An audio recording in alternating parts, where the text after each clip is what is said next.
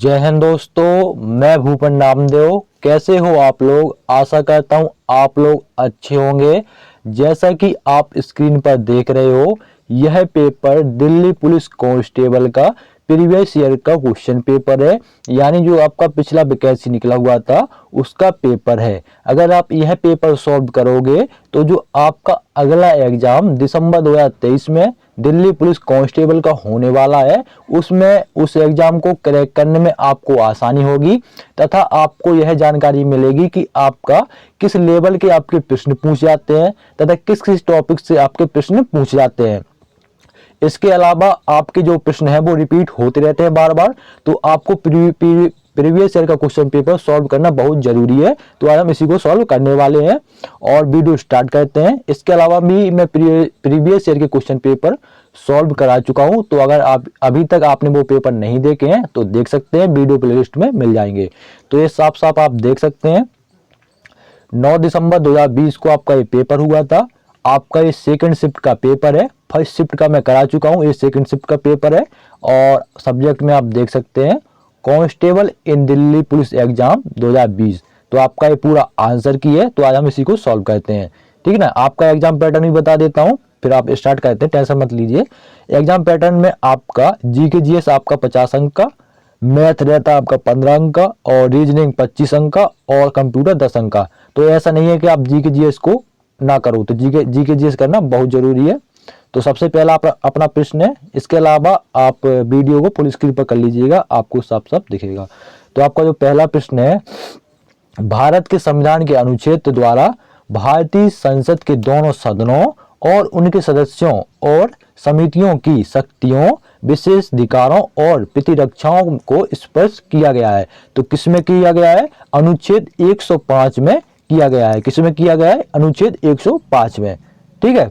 इसके अलावा अगर आपको नहीं समझ में आता तो आप पॉज करके इसको देख भी सकते हैं, कोई दिक्कत नहीं, आपको साफ साफ दिख रहा है। ठीक है। अगला प्रश्न है आपका, निम्नलिखित में से कौन सी लगान व्यवस्था कौन सी मुनरो प्रणाली भी कहलाती है? उसने पूछा है कौन सी लगान व्यवस्था मुनरो प्रणाली भी कहलाती है। तो वो कौन सी आपकी व्यवस्था है? वो है आपकी रैयतबाड़ी व्यवस्था। कौन सी व्यवस्था?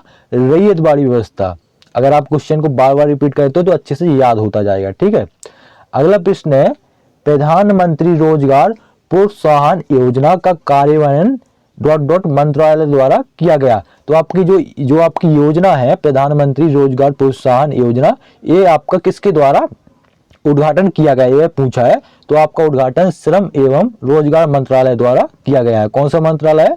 श्रम एवं रोजगार मंत्रालय। अगला प्रश्न है,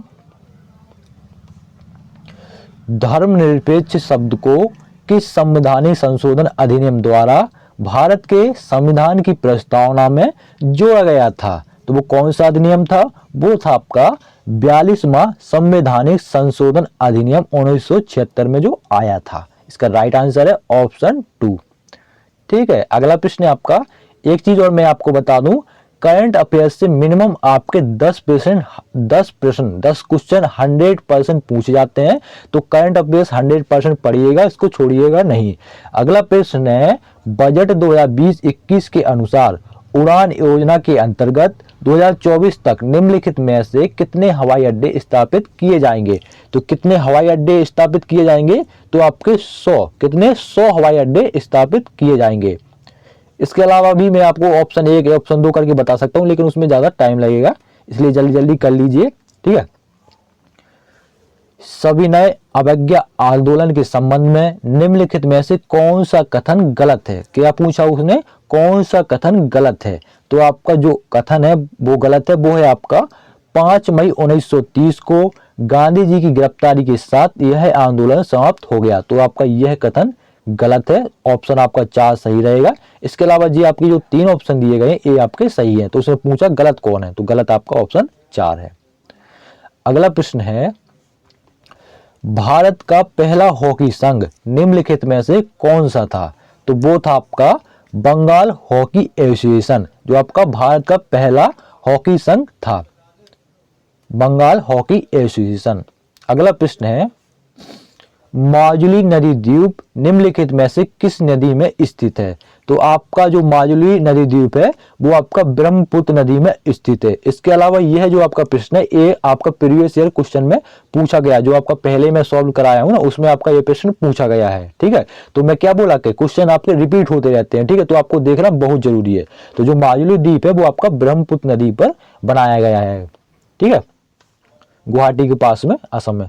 अगला प्रश्न है आपका, मौलिक कर्तव्यों के बारे में संस्तुति के लिए कांग्रेस पार्टी ने 1976 में समिति का गठन की। कौन सी समिति का गठन की? वो आपका सरदार स्वर्ण सिंह। मौलिक कर्तव्यों के बारे में संस्तुति के लिए कांग्रेस पार्टी ने 1976 में सरदार स्वर्ण सिंह समिति गठित की। कौन सी समिति थी वो? सरदार स्वर्ण सिंह समिति। ठीक है, अगला प्रश्न है, अगस्त 2020 तक प्राप्त जानकारी के अनुसार निम्नलिखित में से कौन सा बैंक भारत में एक सार्वजनिक क्षेत्र बैंक नहीं था? तो उसने पूछा है नहीं था, तो कौन सा नहीं था? वो था आपका कोटक महिंद्रा बैंक। कौन था? कोटक महिंद्रा बैंक नहीं था। बाकी जो थे वो है आपका Punjab national bank, Canara bank और आपका इंडियन बैंक, ये सब थे। और जो नहीं था वो है आपका कोटक महिंद्रा बैंक नहीं था। अगला प्रश्न है आपका, निम्नलिखित में से कौन सी पुस्तक अरबी भाषा में लिखी गई है? तो वो कौन सी पुस्तक है? ऑप्शन में अकबरनामा, तवाकत ए अकबरी या शायरनामा या किताब उल हिंद। तो वो आपकी जो पुस्तक है जो आपकी अरबी भाषा में लिखी गई है वो है आपकी किताब उल हिंद। कौन सी पुस्तक है?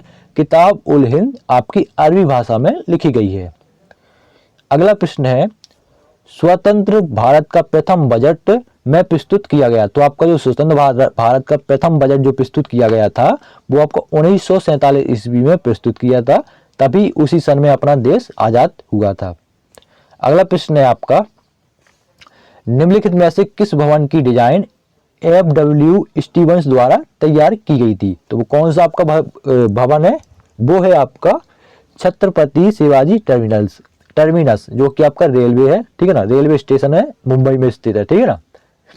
अगला प्रश्न है, निम्नलिखित में से कौन सी गर्त यानी समुद्री खाई हिंद महासागर में अवस्थित है? तो वो कौन सी खाई है? वो है आपका सुंदागढ़। कौन सा है? सुंदागढ़ आपका हिंद महासागर में अवस्थित है। ठीक है। अगला प्रश्न करंट अफेयर्स से है, अगस्त 2020 तक प्राप्त जानकारी के अनुसार निम्नलिखित में से कौन सा शहर यूनेस्को विश्व विरासत शहर है? तो कौन सा शहर है वो है आपका जयपुर, जो कि आपका राजस्थान का राजधानी है। अगला प्रश्न है, निम्नलिखित में से किस बैंक का इंडियन बैंक में विलय किया गया जो 1 अप्रैल 2020 से प्रभावी हो गया? तो वो कौन सी बैंक थी? वो है आपकी इलाहाबाद बैंक। जो आपका इंडियन बैंक जो आपकी वर्तमान में है, पहले इसका नाम था इलाहाबाद बैंक, लेकिन अब वर्तमान में इसका नाम है इंडियन बैंक। ठीक है, इसी में आपका विलय कर दिया गया। अगला प्रश्न है आपका, कश्मीर में चतुर्थ बौद्ध परिषद का आयोजन निम्नलिखित में से किसके द्वारा किया गया था? तो किसके द्वारा किया गया था? वो आपका कनिष्क, ऑप्शन 4 कनिष्क के द्वारा किया गया था। अगला प्रश्न है, निम्नलिखित में से कौन सा युद्ध 16वीं शताब्दी ईस्वी में लड़ा गया? तो वो कौन सा युद्ध था जो आपका 16वीं शताब्दी में लड़ा गया? वो था आपका पानीपत का प्रथम युद्ध। कौन था? पानीपत का प्रथम युद्ध। तो आपका ऑप्शन 1 सही है। अगला प्रश्न है, पुरुषों के 1 मिनट इसको रोक देता हूँ, आवाज थोड़ी। हाँ, तो आपका प्रश्न है, पुरुषों के 2011 के ICC विश्व कप फाइनल में निम्नलिखित में से किस भारतीय खिलाड़ी ने सर्वाधिक रन बनाए? तो कौन से खिलाड़ी था भारतीय? वो था आपका गौतम गंभीर। गौतम गंभीर ने आपका सर्वाधिक रन बनाए थे। अगला प्रश्न है, सितंबर 2020 में निम्नलिखित में से किसे नेशनल स्कूल ऑफ ड्रामा का अध्यक्ष नियुक्त किया गया? तो वो कौन सी व्यक्ति हैं जिसको आपका नेशनल स्कूल ऑफ ड्रामा का अध्यक्ष नियुक्त किया गया? वो है आपके परेश रावल, जो कि आपके एक्टर हैं। ठीक है ना, आप जानते होंगे हेरा फेरी में जो आपका बाबू भाई का रोल निभाया है वो आपके परेश रावल है। अगला प्रश्न है, EASC 2.0 बैंकिंग सुधार सूचकांक के अनुसार सितंबर 2020 में निम्नलिखित में से किस बैंक को शीर्ष सुधारकर्ता श्रेणी पुरस्कृत किया गया, श्रेणी में पुरस्कृत किया गया। तो वो कौन सा बैंक है आपका? वो है आपका बैंक ऑफ महाराष्ट्र। कौन सा बैंक है? बैंक ऑफ महाराष्ट्र को पुरस्कृत किया गया। अगला प्रश्न है, राष्ट्रीय शिक्षा नीति 2020 के अनुसार मानक स्थापित करने वाले निकाय के रूप में ... नाम का एक नया राष्ट्रीय मूल्यांकन केंद्र स्थापित किया जाएगा। तो उस आपका जो केंद्र है उसका नाम क्या होगा? वो है आपका परख। कौन सा आपका मूल्यांकन केंद्र है? वो है आपका परख। तो यहाँ आएगा आपका परख, राइट आंसर होगा परख। ठीक है। अगला प्रश्न है, निम्नलिखित में से कौन सा पुरस्कार के बिरला फाउंडेशन द्वारा प्रदान किया जाता है? तो वो कौन सा पुरस्कार है? वो है आपका व्यास सम्मान। कौन सा पुरस्कार है? व्यास सम्मान। ऑप्शन 1 राइट है। अगला प्रश्न है, निम्नलिखित में से किसका पूर्ण आवर्तनांक 1 के निकटतम होता है? तो किसका होता है? वो आपका वायु यानी हवा का होता है।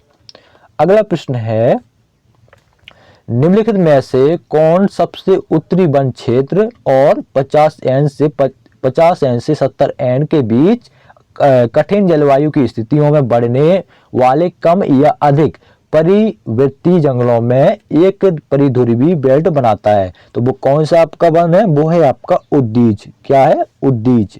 राइट आंसर होगा आपका ऑप्शन 1। अगला प्रश्न है, माधव गाडगिल पैनल के पर्यावरण से संबंधित है? तो वो आपका कौन सा घाट है? वो है आपका पश्चिमी घाट। तो आपका राइट आंसर होगा पश्चिमी घाट। माधव गाडगिल पैनल पश्चिमी घाट के पर्यावरण से संबंधित है। Option 1 is right answer. अगला प्रश्न है, भारतीय ध्वज संहिता के अनुसार राष्ट्रीय ध्वज की लंबाई और ऊंचाई या चौड़ाई का अनुपात क्या होगा? तो क्या होगा आपका? 3.2। कितना होगा? 3.2 आपका राइट आंसर है। 3:2। ठीक है ना। अगला प्रश्न है, बिहार में खोजा गया रामपुरवा बैल स्तंभ शिखर अब में रखा गया है? तो कहाँ रखा गया है? आपका राजपुरवा बैल स्तंभ वो आपका राष्ट्रपति भवन में रखा गया। तो राष्ट्रपति भवन आपका कहाँ स्थित है? वो आपका नई दिल्ली में स्थित है। ठीक है। तो अगला प्रश्न है आपका, सितंबर 2020 में बैंक ने स्टार्टअप कंपनियों के लिए आई स्टार्टअप 2.0 नामक कार्यक्रम प्रारंभ किया जो बैंकिंग के अलावा उनकी इतर बैंकिंग आवश्यकताओं की पूर्ति करता है। तो वो आपका कौन सा है? वो है आपका ICI। क्या है? ICICI। ठीक है ना, ये आपका बैंक है। अगला प्रश्न है आपका, 2019 में सर्वश्रेष्ठ फीफा महिला खिलाड़ी का पुरस्कार निम्नलिखित में से किसने जीता? तो वो कौन सी महिला है? वो है आपकी मेगन रेपेनो। कौन सी महिला है? मेगन रेपेनो। अगला प्रश्न, फसल कटाई पर्व हरेला राज्य में मनाया जाता है? तो जो आपका फसल कटाई आपका पर्व है, जो आपका त्योहार है, वो हरेला जो आपका त्योहार है वो आपका किस राज्य में मनाया जाता है? जो कि आपका फसल कटाई पर्व है वो आपका उत्तराखंड में मनाया जाता है। कहाँ मनाया जाता है? उत्तराखंड में मनाया जाता है। उत्तराखंड पहले उत्तर प्रदेश का ही हिस्सा था, अब उत्तर प्रदेश से अलग होकर उत्तराखंड एक नया राज्य बना था।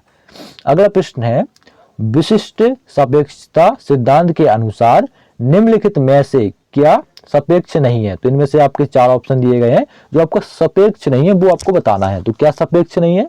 प्रकाश का वेग आपका सापेक्ष नहीं है। अगला प्रश्न है, लाइफ ऑफ पाई नामक उपन्यास की लेखिका या लेखक निम्नलिखित में से कौन है?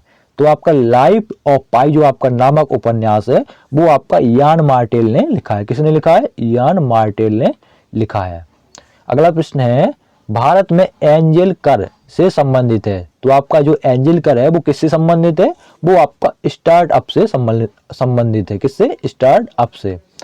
अगला प्रश्न है, भारत की नृत्य शैलियों के संदर्भ में निम्नलिखित में से कौन सा युग्म सही नहीं है? तो कौन सा युग्म सही नहीं है वो आपको बताना है। गोटीपुआ उड़ीसा बिल्कुल गलत। कालबेलिया राजस्थान, यार सही तो है, कालबेलिया राजस्थान ही का तो है। शास्त्रीय असम, यार कालबेलिया राजस्थान का, इस मुझे समझ नहीं आ रहा। कालबेलिया राजस्थान ही तो है।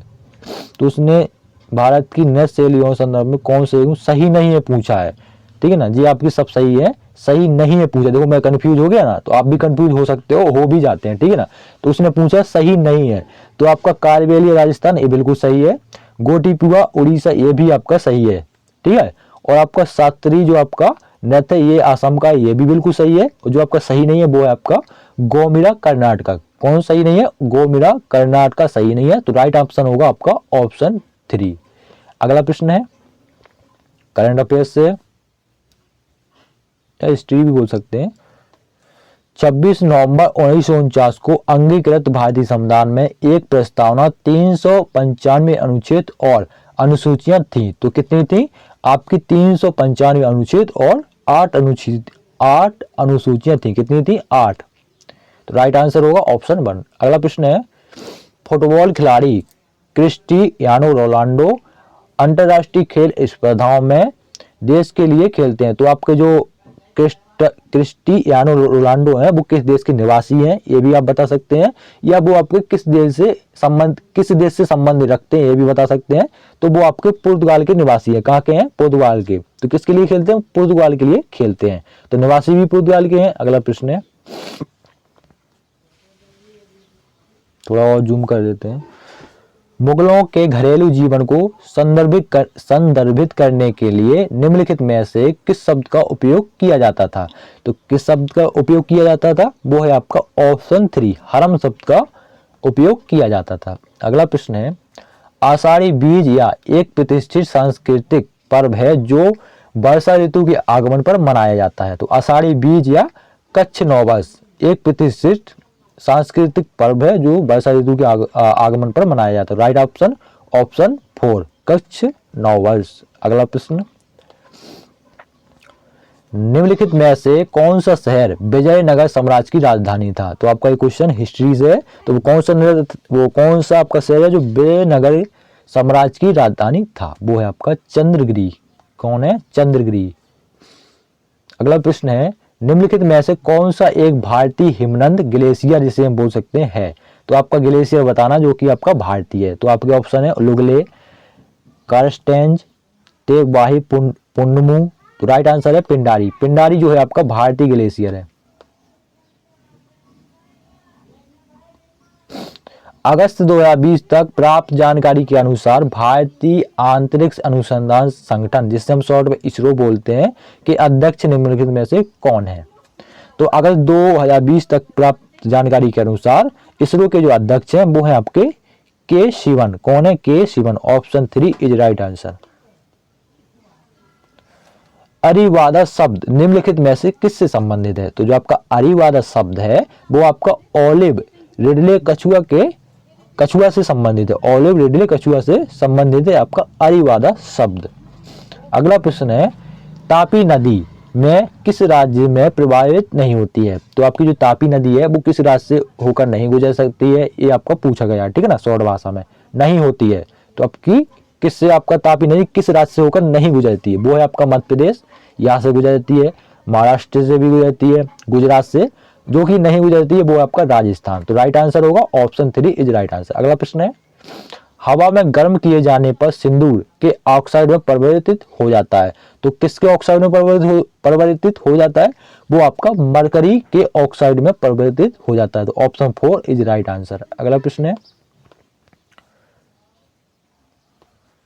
लोकसभा के अधिनियमों के अंतर्गत सदन का नेता का अर्थ से है यह लोकसभा का सदस्य हो। तो आपका लोकसभा के अधिनियम का अंतर्गत सदन का नेता का अर्थ प्रधानमंत्री से है। किससे? प्रधानमंत्री से यदि वो है लोकसभा का सदस्य हो। तो आपका राइट आंसर ऑप्शन 4। अगला प्रश्न है महत्वपूर्ण संयुक्त सैन्य अभ्यासों के संदर्भ में निम्नलिखित में से कौन सा युग्म सही है? तो उसने सही पूछा है। तो राइट आंसर होगा ऑप्शन 3 गरुड़ शक्ति, जो कि आपका भारत और इंडोनेशिया के बीच में आपका सैन्य अभ्यास हुआ था। तो राइट आंसर है आपका गरुड़ शक्ति। Option 3 is right answer. अगला प्रश्न है भारत की पनबिजली परियोजनाओं के संदर्भ में निम्नलिखित में से कौन सा युग्म सही है?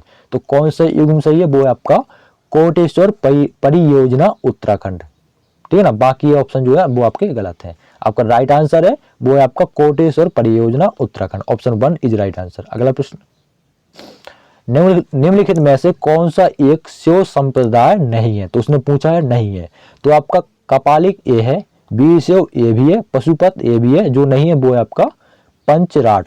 क्या नहीं है? पंचराट। Option 1 is right answer. अगला और आपका आखिरी प्रश्न है, निम्नलिखित में से कौन सी धातु अपक्रिया श्रृंखला के शीर्ष से संबंधित नहीं है? तो उसने पूछा नहीं है, तो कौन सी है वो है आपकी लेड।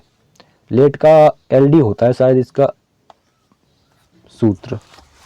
ठीक है, तो ये आपके थे जी के जीएस के 50 प्रश्न। ठीक है ना, आगे आपका रीजनिंग का पार्ट स्टार्ट हो जाता है, तो मैं अभी इसका रीजनिंग का पूरा वो जी के जीएस का पूरा करवा देता हूँ, उसके बाद फिर रीजनिंग तक करेंगे। ठीक है ना, तो आपके 11वां या 12वां प्रैक्टिस सेट है, 12वां है। ठीक है, मिलते हैं किसी नेक्स्ट वीडियो में, तब तक के लिए जय हिंद। और यार सपोर्ट